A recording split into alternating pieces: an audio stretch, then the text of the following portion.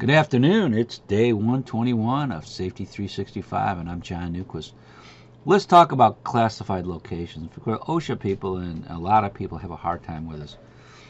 When you have airborne combustible dust and it's a wood-based product, paper product, this is going to be a dust that they have to consider what they call a Class 2 location.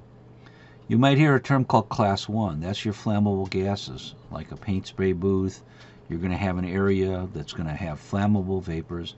The motors, like this, would have to be rated Class 1 or Class 2 for the type of environment they're in. So if this area here and this blue motor is in a combustible dust environment, then it would be a Class 2 motor. Of course, the conduit is pulled away, so that's a strain relief issue. This conduit gets yanked, these thin wires get cut, the pump is energized or the motor is energized. So where do you get the rules on combustible dust?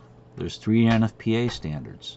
NFPA 484, 456, these are common standards that OSHA would use depending on if you got wood, grain, metal, whatever dust it is. But there's a standard for every kind of a dust if it's combustible, and you need to protect against that.